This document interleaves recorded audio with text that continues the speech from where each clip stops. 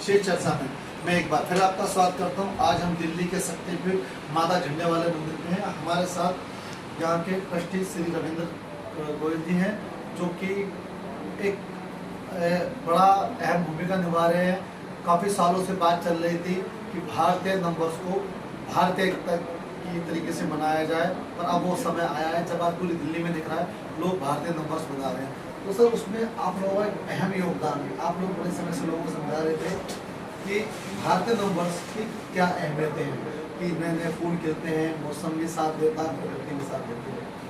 तो आम जनमानस को कैसे पता लगे, इसका क्या भी? सबसे पहले मैं तो आपके चैनल के माध्यम से आपके सभी दर्शकों को नवरात्र की और नव संवत्सर की शुभकामनाएं देता हूँ। ये जो अपना वर्ष बनाने का मतलब ये है कि हम जो अपनी संस्कृति से थोड़ा अलग हो गए हैं, वापिस हम अपनी संस्कृति की तरफ जाएं। उससे हम अपनी संस्कृति से कटकर हिंदू या भारतवर्ष की कल्पना आप नहीं कर सकते। तो हमारा मंदिर की तरफ से लगातार ये प्रयास रहता है कि लोगों को वापस अपने संस्कारों से हम जोड़ें। हमने मंदिर में कुछ प्रयोग किए हैं। एक ये हम ऐसा कुछ प्रयत्न कर रहे हैं कि कोई भी बार त्यौहार आता है उसकी जानकारी हम पूरी अपने भक्तों को जो यहाँ पर आते हैं उनको दें। तो इसके दो माध्यम हैं। एक तो हमारा यूट्यूब पर चैनल चलता है, उस पर हम डालते हैं। दूसरे, हम अपने हैंडबिल छपवा कर उसमें किसी भी उत्सव या अपने कोई भी त्यौहार है, कोई परंपरा है, उसकी सारी जानकारी हम उनको देते हैं। कारण क्या कि लोग एक परंपरा तो उसको पालन कर रहे हैं, लेकिन वो क्यों कर रहे हैं, उसका इतिहास क्या है, उसको सही मनाने की विधि क्या है, ये बहुत सारे लोगों को नहीं पता। तो ये हम लगातार पिछले कुछ समय से प्रयत्न कर रहे हैं।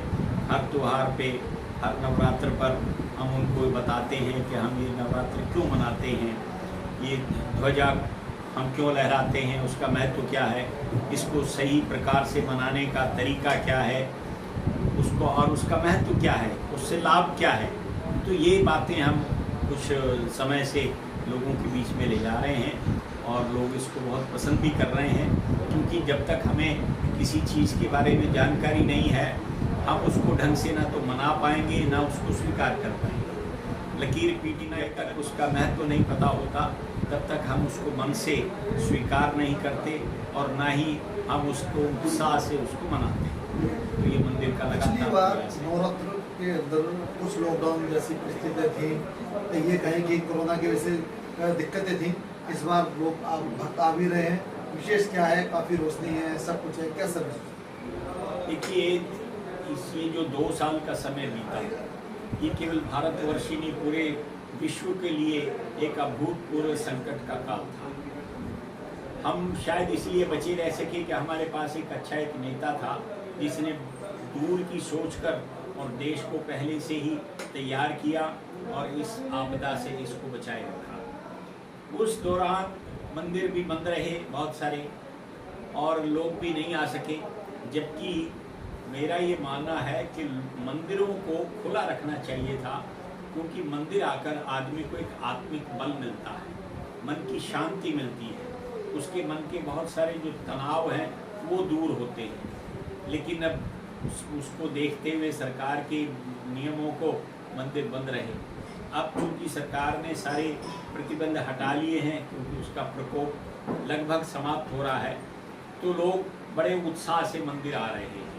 हमें भी अनुमान था कि ज़्यादा, पहले से कहीं ज़्यादा लोग मंदिर आएंगे। तो हमने एक मंदिर को इस प्रकार का एक सजाया है कि मंदिर में प्रवेश करते ही आदमी को एक उत्सव का सा माहौल दिखाई दे, उसका मन प्रसन्न हो जाए।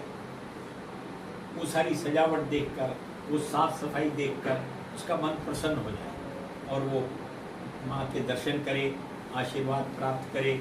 हमने सबके प्रसाद की व्यवस्था की है और दोनों प्रकार के भंडारे की व्यवस्था है। मेहंदी हम निःशुल्क लगा रहे हैं। आपको आश्चर्य होगा, एक दिन में लगभग 2-2 हज़ार बहनें मेहंदी लगवा रही हैं। तो ये हम चाहते हैं कि उत्सव का जो पिछली निराशा थी वो दूर हो, एक उत्सव का माहौल बने और लोग यहाँ खुशी खुशी आएँ, अपना तनाव दूर करें, माँ से बात करें, अपने मन की बात रखें, माँ का आशीर्वाद लें और खुशी खुशी अपने घर जाएं। ये थे हमारे साथ रविंद्र गोयल जी। उन्होंने बताया किस प्रकार माता झंडे वाली मंदिर के अंदर उत्सव का माहौल है। मैं गोपाल राजकरण सीरीज 1 में आज यहीं विराम लेता हूँ। मैं कल आपसे फिर मिलूँगा इसी मंदिर में रविंद्र जी के साथ और देखेंगे किस प्रकार भक्तों का यहाँ पे तांता लगा हुआ है। आप उदास हैं, आप तनाव में हैं या आप किसी भी समस्या में हैं, मैं आपसे एक बात कहना चाहता हूँ, आप एक बार माता के दर्शन करने ज़रूर आइए। आपको आपके कष्टों से ज़रूर मुक्ति मिलेगी और माँ आपके सभी दुखों को दूर करेगी। मैं गोपाल राजकरण झंडे वाले मंदिर से, नई दिल्ली से।